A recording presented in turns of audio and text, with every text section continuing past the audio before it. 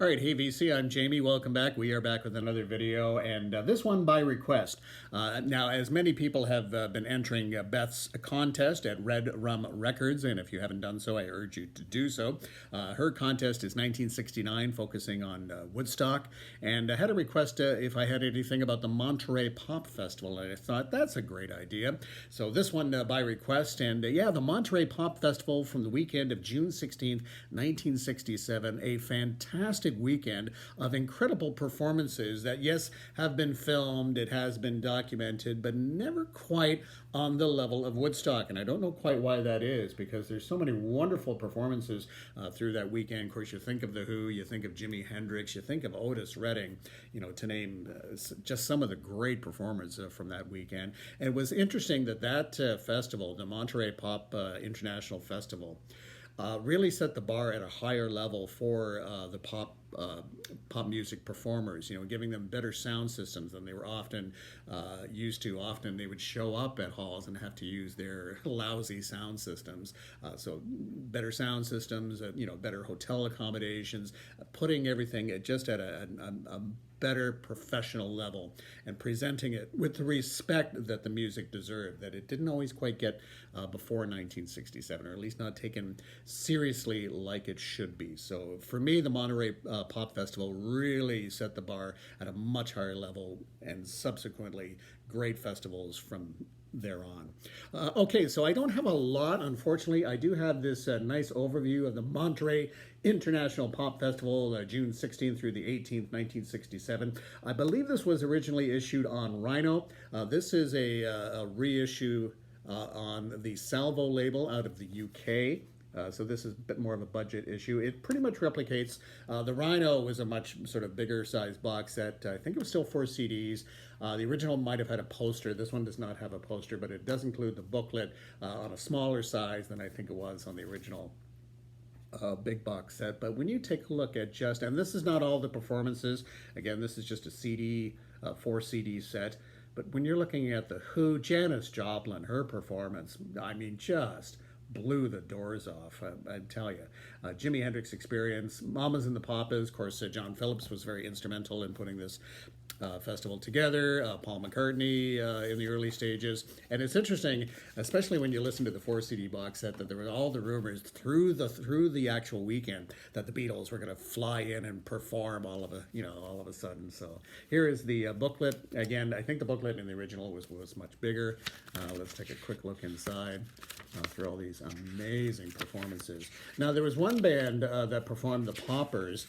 They were a Canadian band that had kind of pop psych leanings. Good band, I believe, from the Toronto area. I could be wrong on that, but from Canada.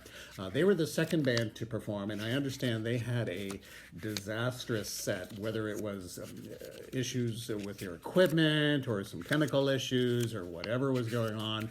But unfortunately, the Poppers didn't have a great set, which is unfortunate because they were a great band and they would have potentially gone on to a bigger, even bigger level or bigger stages.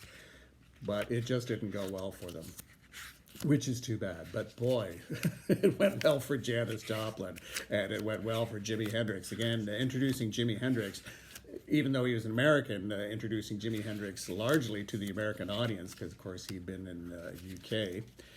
And then The Who, their explosive performance, and Otis Redding, putting him on the big stage in terms of the crowds that hadn't been exposed to someone like Otis Redding. There's Brian Jones there, also instrumental in helping to organize this. So that is the booklet, and it is a 4 CD set, and CD number 1. It's kind of nice. It includes announcements and things like that. So this, I think, is still the best box set or best overview, which is too bad because with Woodstock now, there's been so much that's been released, including, that massive, 30 CD box set that Rhino put out. But for whatever reason, Monterey, it's still pretty spotty. Of course, there's, the great film from D.A. Pennebaker, and I think there's a few films available that are on it, like a DVD or Blu-ray box set. But it's a shame that more of this music hasn't become available, or at least a better comprehensive box set, because I find with the Monterey Pop Festival, much like Woodstock, from years ago when there was the album available and then some CDs and some CD box sets. You'll find that they'll release like one CD compilation that has either some artists that weren't initially on the box set, and then, or maybe one or two songs that weren't initially on the box set. Case in point, there's this double CD, Monterey Pop Festival, and this is on the Razor and Tie label. So this one includes the performances from Simon and Garfunkel, and so the Simon and Garfunkel performances are not on this box set. I mean, it was such a great weekend of performances. Yeah, so Simon and Garfunkel, and I believe Buffalo Springfield is not on the box set, as I recall, and so there's some extra performances there, some that duplicate.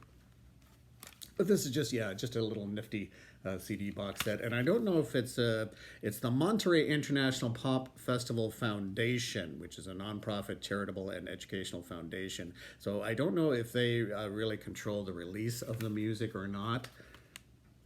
But so there's that, and then I picked up this one. This is just a single CD, and that was the actual poster for the Monterey Pop Festival. So this one includes Buffalo Springfield as well, but it also includes the Grateful Dead, and you forget the Grateful Dead performed at the Monterey Pop Festival, and by all accounts, they had a very good set.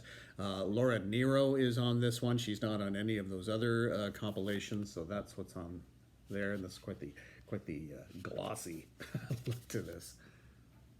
Ravi Shankar had just an amazing performance. Mentioned Mamas and Papas, The Who, Electric Flag, Paul Butterfield. Oh, just an amazing weekend of music. So that's what I have in terms of the compilations.